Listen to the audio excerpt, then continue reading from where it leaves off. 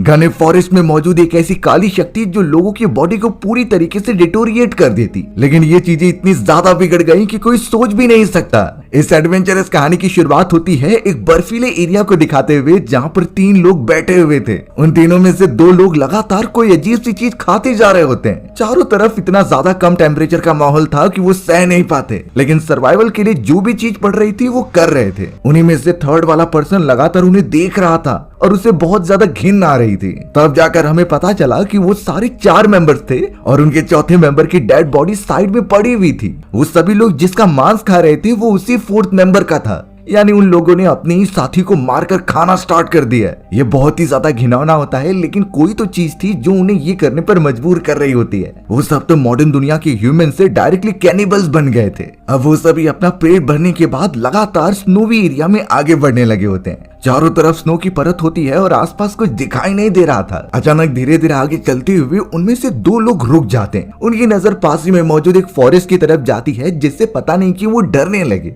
अब पता नहीं उस जगह पर क्या मौजूद था, लेकिन धीरे धीरे कुछ आवाजें आने लगी। सामने की तरफ जो दोनों आदमी मौजूद थे वो तो अब डर कर भागने भी लगे होते हैं। थर्ड पर्सन को अभी तक पता नहीं चल रहा था कि उनके साथ क्या हो रहा है, लेकिन तभी कुछ ऐसी चीज हुई जिसकी एक्सपेक्टेशन किसी को नहीं थी। कोई एक अनजान सी चीज जो बिल्कुल भी अपनी खुली आंखों से दिखाई नहीं दे रही थी, वो उन लोगों को पकड़कर हवा में उठाती है और मारने लग जाती है। वो सभी तो बचकर भागने की भी कोशिश कर रहे थे, लेकिन इसका कुछ फायदा नहीं था। वो जो कोई भी थी इतनी ज्यादा पावरफुल और केपेबल होती है कि सारे इंसानों को पकड़कर मारने लगी। किसी का उसने गला तोड़ दिया तो किसी की बॉडी 2 हिस्सों में डिवाइड कर दी। अब इतनी खतरनाक चीज जो बिल्कुल भी दिखाई नहीं देती, उससे ये तीनों तो बिल्कुल भी बचने नहीं वाले। लेकिन इस खतरनाक रहस्य का किन किन को सामना करना पड़ेगा थोड़ी देर में पता चल जाएगा। अब हमें यहाँ शहर में नेट और ईथन नाम के 2 कपल को दिखाया जाता है। ईथन यहाँ नेट से बहुत ज्यादा प्यार करता था, लेकिन हमें ये भी पता चला कि नेट एक मेंटल पेशेंट है। उसे कई महीनों से मेंटल हॉस्पिटल में ही रखा गया है। नेट को बिल्कुल भी बाहर निकलने की अनुमति नहीं है जब तक वो ठीक नहीं हो जाती।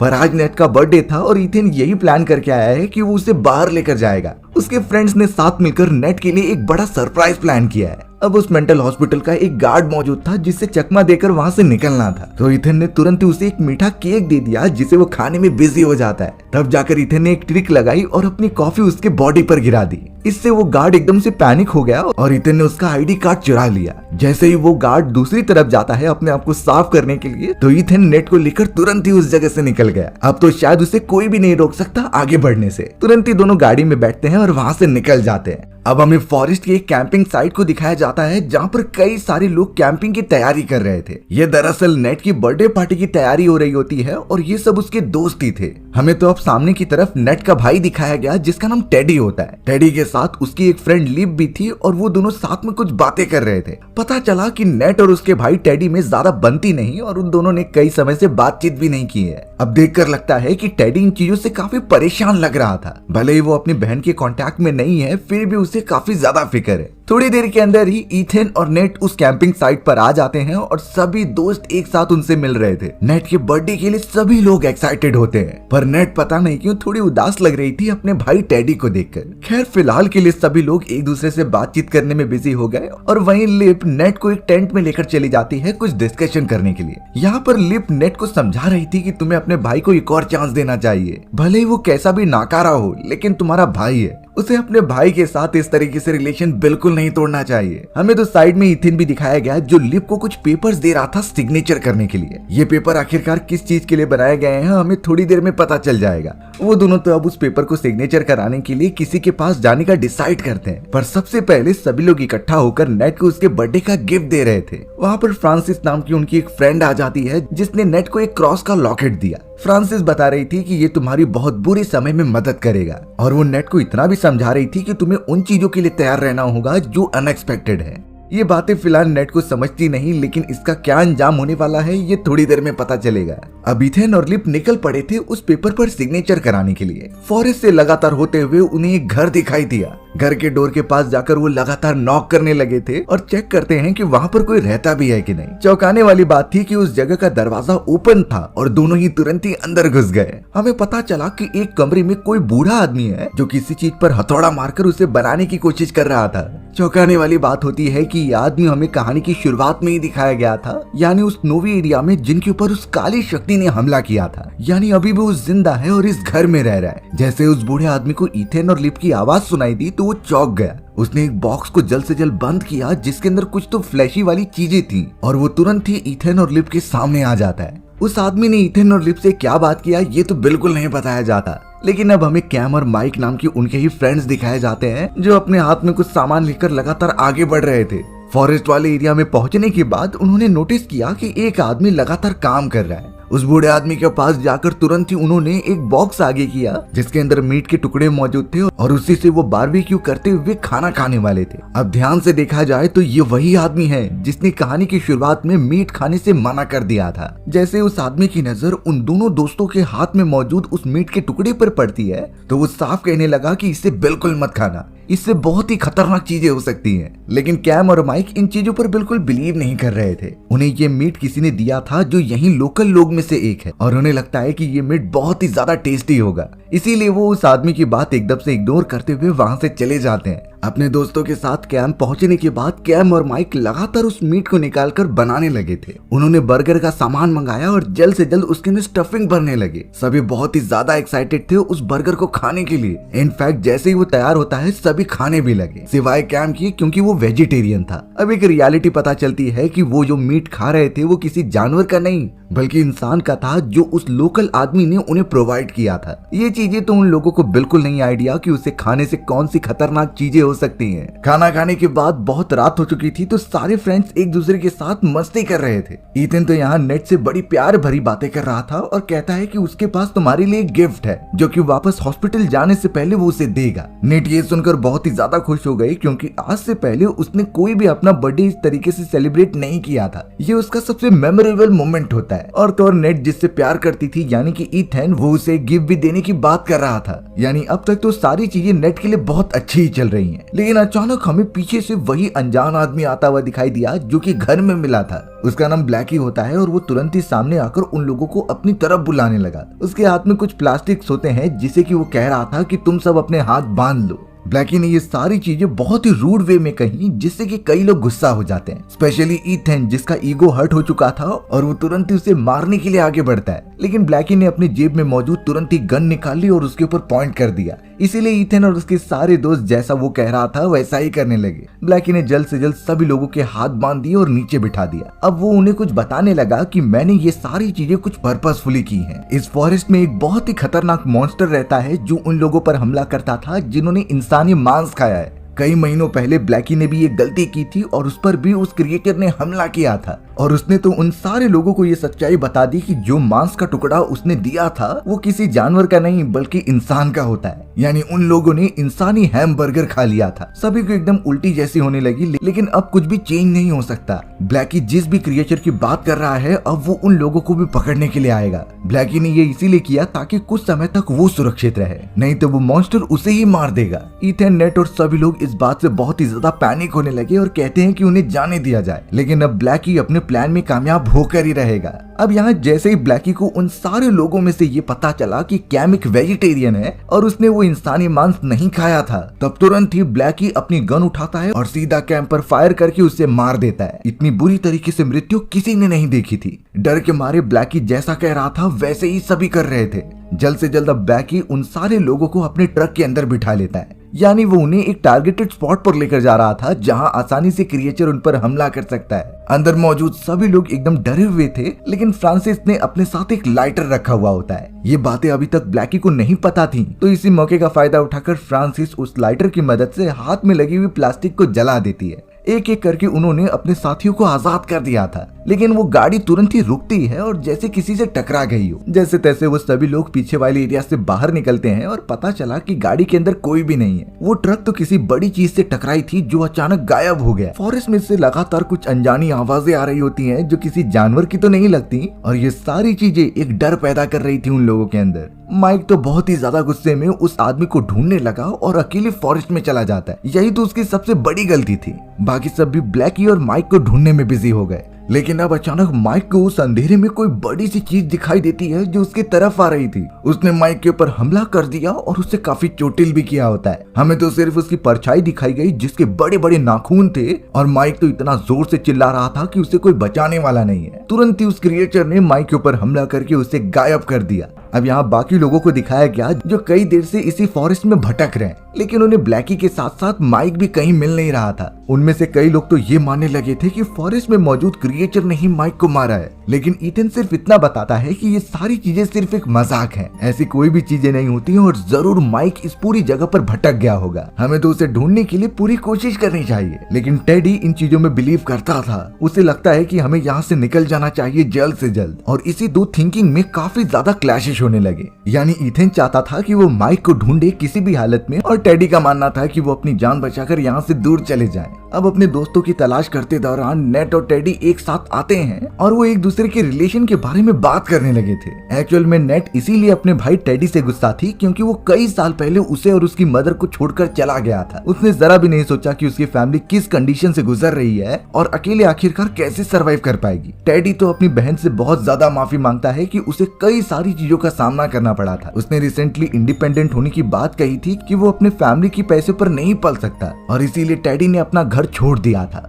नेट तो उससे और भी ज्यादा गुस्सा हो जाती है क्योंकि जब भी उसकी बीमार मदर टेडी के बारे में पूछती तो उसे झूठ कहना पड़ता कि वो कल आ जाएगा, पर टेडी यहाँ इतना मतलबी था कि उसने सिर्फ अपने बारे में सोचा। नेट उससे काफी गुस्सा हो ही रही थी, तभी टेडी को पीछे कुछ दिखाई दिया। झाड़ियों के अंदर कुछ तो हिल रहा था जिसे कि वो नोटिस करने लगा, लेकिन नेट के गुस्सा होने के कारण उसका ध्यान ही भटक जाता है और वो भी वहां से चला गया। अब नेट सीधा पहुंच जाती है अपने बॉयफ्रेंड ईथन के पास, जो कि एकदम शॉकिंग वे में खड़ा हुआ था। नेट ने ईथन से पूछा कि सच्चाई क्या है और क्या रियलिटी में यहाँ फॉरेस्ट में कोई मॉन्स्टर मौजूद है जिसने कि हमारे फ्रेंड माइक को मार दिया है। ईथन के पास कोई जवाब नहीं था। इनफैक्ट वो भी काफी सोच में पड़ गया होता है। वो तो एक्चुअल में गुस्सा करने लगा अपनी गर्लफ्रेंड नेट के ऊपर ही कि उसे नेट को यहाँ पर नहीं लाना चाहिए था, क्योंकि अब इस फॉरेस्ट में जो भी हो रहा है नेट उसकी जिम्मेदारी है। नेट को अगर कुछ हुआ तो ईथन अपने आप को माफ नहीं कर पाएगा। ये एक तरीके से बेइज्जती थी नेट की, जो कि उसका भाई टेडी साइड में खड़ा होता है और उसे सहन नहीं हुआ। वो तो ईथन को मारने के लिए आगे बढ़ा और दोनों में काफी हाथापाई होने लगती है। कुछ देर तक ये चीजें चली, लेकिन तभी फ्रांसिस आकर कहने लगी कि लिप यहाँ से गायब हो चुकी है, पता नहीं वो कहाँ चली गई और उसे भी ढूंढना होगा। ईथन ये बात सुनकर टेडी को छोड़ देता है, नहीं तो वो टेडी को मार मार कर बेहोश कर देता। जल्द से जल्द थोड़ा ढूंढने के बाद आखिरकार उसे लिप मिल गई, जो कि पेड़ के नीचे बैठी हुई थी। ईथन जब लिप से पूछता है तो वो काफी डरी हुई लग रही थी, ऐसा जैसे कि उसने कुछ देख लिया हो। लिप डर के मारे सिर्फ यही कह रही होती है कि हमें यहाँ से निकलना है। फॉरेस्ट में जो भी हिडन चीज है शायद वो हमें चोरी चुपके देख रही है। ईथन जितना हो सके लिप को शांत और एकदम कंफर्टेबल फील कराने में लग गया। अब यहाँ बहुत ज्यादा रात हो चुकी थी, तो ईथन ने जल्द से जल्द एक सेफ जगह ढूंढ ली जहाँ पर वो रात गुजार सकते हैं। वो एक खंडहर वाला इलाका था जहाँ पर घर टूटे हुए थे, पर उनके पास ज्यादा ऑप्शन नहीं है, तो इससे ही काम चलाना होगा। ईथन और उसके सभी साथी अंदर चले जाते हैं और ईथन ने सभी को बताया कि हमें बारी बारी पहरा देना होगा और सबसे पहली बारी होगी टेडी की। टेडी ये चीजें सुनकर थोड़ा सा निराश तो होता है, लेकिन उसने ये बात एक्सेप्ट कर ली। यानी बाकी लोग सो जाएंगे और वो बैठकर पहरा देगा। एकदम मिडनाइट आ जाती है और बाकी लोग तो सो रहे थे, लेकिन टेडी साइड में बैठा हुआ था। पहले तो उसे डर लग रहा होता है क्योंकि फॉरेस्ट से कुछ आवाजें आ रही थी। अचानक हमें पता चला कि कोई तो है जो टेडी को देख रहा है और उसका विजन इतना ज्यादा क्लियर है कि टेडी पर तुरंत ही वो हमला कर दे। टेडी भी उन आवाजों को सुनते हुए चारों तरफ देखने लगा, लेकिन जैसे ही उसकी नजर उस अनजान चीज पर पड़ती है तभी फ्रांसिस पीछे से आकर उसका ध्यान भटका देती है। फ्रांसिस भी टेडी के साथ मौजूद थी पहरा देने के लिए, लेकिन अब उसे नींद आने लगी थी, तो वो अंदर बाकियों के पास चली गई सोने के लिए। यानी अब सिर्फ पहरा देने के लिए टेडी ही बचा हुआ है। अब टेडी को फिर से कुछ आवाजें सुनाई देती हैं, तो वो उसे जाकर देखने लगा और वो आवाजें इतनी ज्यादा बढ़ गई कि वो डर के मारे अपने साथियों के पास भाग कर आ गया। उसने सभी को उठाते हुए कहा कि शायद वो मॉन्स्टर यहाँ आ चुका है और हम अपनी जान बचाकर यहाँ से निकलना होगा। पहले तो सभी लोग टेडी की बातों को मजाक में ले रहे थे, लेकिन जब उन्हें फिर से आवाजें सुनाई दी तो हर एक कोई एकदम घबरा गया और वहाँ से भागने की तैयारी करने लगा। इनफैक्ट नेट ने तो उस मॉन्स्टर को देख भी लिया होता है। वो एकदम खौफनाक था और उसके बड़े बड़े नाखून के साथ साथ दांत भी थे। अगर वो किसी को एक बार पकड़ लिए तो जिंदा ना छोड़े। इसीलिए अब नेट भी कई ज्यादा डर कर वहां से भागने लगी। चारों तरफ पैनिकिंग माहौल हो गया था, लेकिन फ्रांसिस के लिए ये सबसे बेकार चीज होती है क्योंकि वो भागते हुए एक गड्ढे में गिर गई और उसका पैर पूरी तरीके से टूट गया था। इनफैक्ट इतनी बुरी कंडीशन हो जाती है कि उसके पैर की हड्डी तक दिखाई दे रही थी। बेचारी ऐसे तो वो अकेली नहीं चल सकती, इसीलिए बाकी लोग उसकी मदद करते हैं। ईथन और टेडी तुरंत ही वहां आकर फ्रांसिस को उठा कर लेकर जाने लगे। चाहिए, लेकिन हर जगह पर इस तरीके के दोस्त नहीं हो सकते जो आपकी मदद करेंगे। तो इस सिचुएशन में क्या करें जहां आपका पैर पूरी तरीके से टूट गया है, आप बिल्कुल भी चल नहीं पा रहे हो इस वजह से, और आपको जल्द से जल्द फॉरेस्ट से बाहर निकलना है। तो ऐसी सिचुएशन कभी भी हमारे सामने आ सकती है, क्योंकि पैरों का मुड़ना और उसकी हड्डी टूटना बहुत ही ज्यादा कॉमन है इस फॉरेस्ट एरिया में। अगर गलती से ऐसा कुछ होता है तो फॉरेस्ट से बाहर निकलने के कोई सिंपल सॉल्यूशंस हैं। सबसे पहली चीज तो हमें पता है कि अगर पैर टूट जाता है तो चलने में काफी प्रॉब्लम होती है। अगर हम लंगड़ा कर चले तो काफी देर हो जाएगी फॉरेस्ट से बाहर निकलने में। तो सबसे पहली चीज हम उस फॉरेस्ट वाले इलाके में कर सकते हैं कि अपने टूटे हुए पैर को सपोर्ट प्रोवाइड करना है। अब यहाँ एडवांस दुनिया में कई सारी ऐसी आर्टिफिशियल लेग्स भी आ चुके हैं जिसे टूटे गए पैर से रिप्लेस करने पर वो एकदम नॉर्मल हो जाती है, लेकिन फॉरेस्ट में इस तरीके की टेक्नोलॉजीज नहीं होती, तो इसीलिए हमें नेचर पर ही डिपेंडेंट रहना होगा। तो अपने टूटे हुए पैर के सपोर्ट के लिए हमें कोई लकड़ी ढूंढनी है। उस लकड़ी को पूरी अच्छी तरीके से पैर पर बांध देना है जिससे कि सारा प्रेशर उसके ऊपर आए। बात रही टूटे हुए पैर में होने वाली दर्द की, तो उसे ठीक करने के लिए नेचर में बहुत सारी चीजें मौजूद है। जैसे कि अगर हम कोल्ड वाटर के पट्टे पूरी तरह बांध दे तो हमें पेन महसूस नहीं होगा। ये उसी तरह रहता था जैसे कि कई सारे मांस मछली वाली चीजों को प्रिजर्व करने के लिए बर्फ में रखा जाता है, क्योंकि ठंडक स्वेलिंग और पेन दोनों को ही रिलीज कर सकती है। और फॉरेस्ट में तो एलोवेरा, टर्मरिक रूट्स या फिर नीम लीव्स भी अपने घाव पर लगा ले तो उससे एकदम इन्फेक्शन होने के चांसेस कम हो जाते हैं। एक बार पैर को सपोर्ट मिल गया और आपका पेन कम हो गया तो हम जल्द से जल्द फॉरेस्ट से बाहर निकल सकते हैं। लेकिन यहाँ बात कुछ और ही थी, क्योंकि फ्रांसिस की हालत खराब होती है। नेट ने जब पीछे मुड़कर देखा तो पता चला कि वही क्रिएचर उनके पीछे आ रहा है। वो लगातार उनकी तरफ बढ़ता ही चला जा रहा था। इसी वजह से ईथन ने नेट और लिप को कहा कि तुम आगे की तरफ भागो, हम फ्रांसिस को लेकर आते हैं। जबकि टेडी ऐसा करने के लिए बिल्कुल नहीं राजी था। उसे भी अपनी जान बचानी थी और वहां से निकलना था, इसीलिए बीच रास्ते में वो ईथन को धोखा दे देता है और फ्रांसिस को छोड़कर भाग जाता है। ईथन उसे रोकने की कोशिश कर रहा था, पर अभी भी क्रिएचर की आवाज आते रहती है। जल्द से जल्द वो लिप को उठा रहा था और आगे की तरफ बढ़ता है। एक समय क्रिएचर की इतनी ज्यादा आवाज आई कि ईथन खड़ा होकर चारों तरफ देखने लगा, लेकिन बाद में सारी चीजें नॉर्मल हो जाती हैं। ईथन जैसे ही लिप की तरफ देखने गया तो पता चला लिप गायब हो गई है। नीचे की तरफ सिर्फ लिप का एक नेकलेस मौजूद था, यानी ये बात साफ है कि वो मॉन्स्टर लिप को उठा कर लेकर चला गया है। ईथन के सभी दोस्त एक एक करके मारे जा रहे थे, पर अब सबसे पहले वो पहुंचता है नेट और लिप के पास। उसने बता दिया कि टेडी धोखेबाज निकला, वो अपनी जान बचाने के लिए खुद ही भाग गया। लेकिन अब उन तीनों को किसी भी तरीके से उस मॉन्स्टर से बचना ही होगा। फिलहाल वो तीनों ट्रैवल करते हुए एक ऐसे टेंट वाले एरिया पर आ जाते हैं जहाँ पर एक आदमी रह रहा था। ये वही अनजान आदमी होता है जिसके पास कैम और माइक गए थे वो मीट देने के लिए, और उसने तो खाने से मना भी किया था। ईथन तो उस आदमी से मदद मांगना चाहता था, क्योंकि वो इस जगह पर सरवाइव कर रहा है तो उसे टेक्निक पता होगी। लेकिन उस अनजान आदमी ने बंदूक तान दी और कहा कि तुम चले जाओ यहाँ से। लेकिन नेट एकदम शांतिपूर्वक भावनाओं से उससे बताती है और उससे मदद करने के लिए कहती है। वो आदमी खुद को रोक नहीं पाया और उसी जगह पर रात गुजारने के लिए वो पहरा देने लगे। धीरे धीरे कुछ आवाजें और ज्यादा पास आ रही थीं और वो आदमी समझ गया कि वो क्रिएचर आ चुका है। आदमी ने तुरंत ही उसके ऊपर बंदूक तानी, लेकिन वो उसे देख नहीं पा रहा था। तब जाकर हमें पता चला कि वो मॉन्स्टर सिर्फ उन्हें ही दिखाई देता है जिन्होंने इंसान का मांस खाया था। इस आदमी ने भी अभी तक कोई भी इंसान का मांस नहीं खाया है, तो वो इनविजिबल है इसके लिए। फिर भी वो आदमी पूरी कोशिश करता है मॉन्स्टर पर फायर करने की। ईथन को लग रहा था कि ये आदमी उन्हें बेवकूफ बना रहा है, इसीलिए वो गन लेने के लिए भागा। पर वो आदमी जैसे उसे पीछे ढकेलता है तो वही मॉन्स्टर ईथन पर आकर झपट्टा मारने लगा।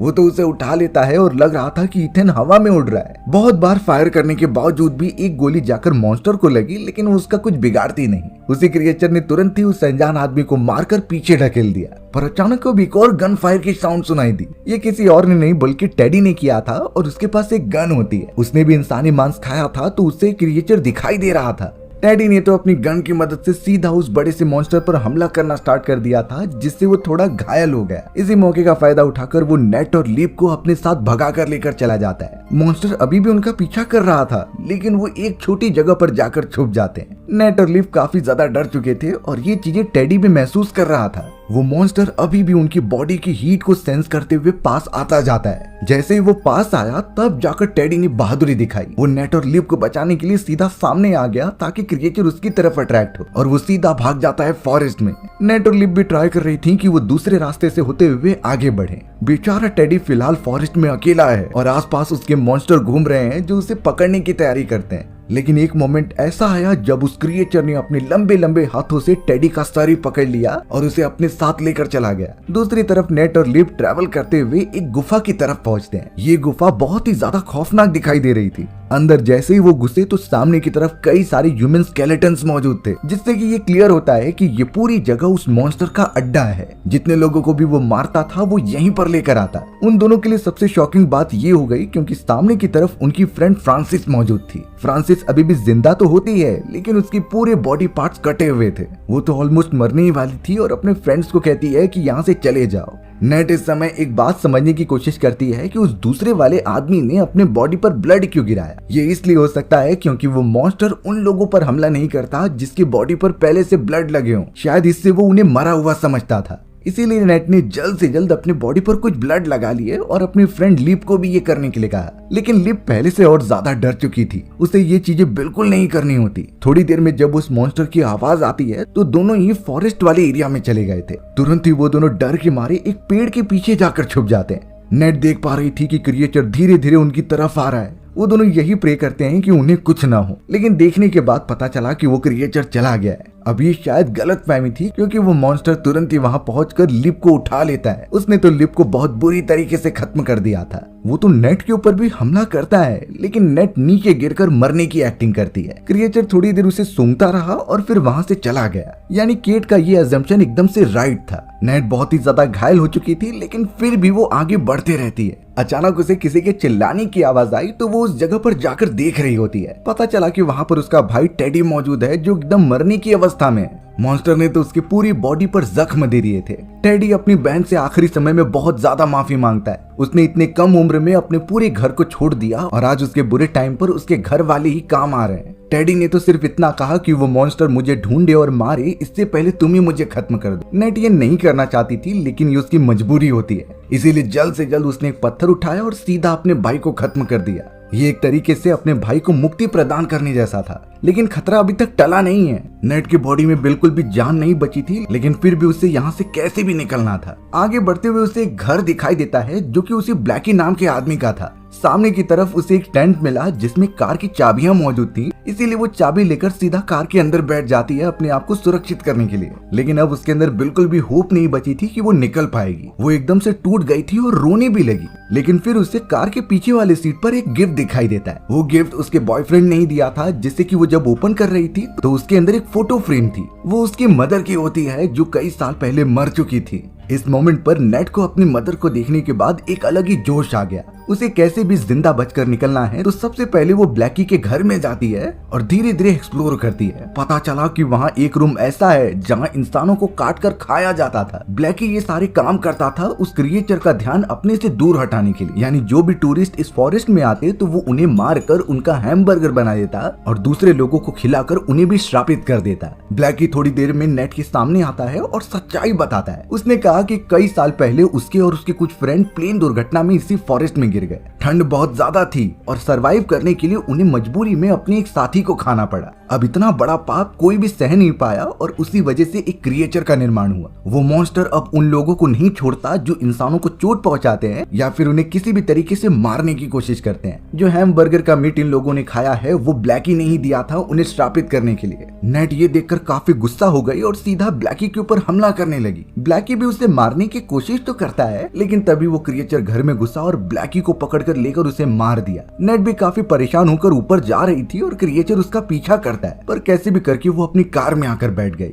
लकीली इस बार वो कार चालू कर लेती है और दूर चले जाने लगती है, पर वो क्रिएचर अभी भी उसका पीछा कर रहा था। इसीलिए अब नेट ने काफी तेजी से कार चलाई और उसे ठोकने का ट्राई किया, बट वो क्रिएचर नहीं मरता। पर इस समय भी नेट ने हार नहीं मानी थी। उसने तो क्रिएचर को लालच देने के लिए कार के विंडोज ओपन कर लिए जिससे कि वो अंदर घुसता है और नेट जल्द से जल्द बाहर निकलकर कार के पेट्रोल वाले हिस्से को ओपन कर देती है। तुरंत ही उसने एक आग जलाई और वहां पर फेंक दिया जिससे कि कार के अंदर एक बड़ा ब्लास्ट होता है। आग लगने के कारण क्रिएचर पूरी तरीके से जलने लगा। ये मोमेंट नेट के लिए बहुत बड़ा था क्योंकि उसने अपने मरे हुए साथियों का बदला जो ले लिया होता है। हमें तो अंत में सिर्फ नेट ही दिखाई गई जो कि अपने मेंटल हाउस में आ चुकी थी, जो कि उस मेंटल हॉस्पिटल में आ चुकी थी और वो वापस से वहां एडमिशन लेना चाहती है। यानी कि बाहर का संसार उसके लिए बिल्कुल भी सुटेबल नहीं है और वो आगे की जिंदगी यहीं पर बिताएगी। हमारी भी कहानी यहीं पर खत्म हो जाती है। सो व्यूअर्स, अगर आपको मेरा नरेशन 1% भी अच्छा लगा होगा ना तो वीडियो को लाइक एंड चैनल को सब्सक्राइब करना भूलना मत। मिलते हैं इसी तरीके की मजेदार सर्वाइवल कहानियों में,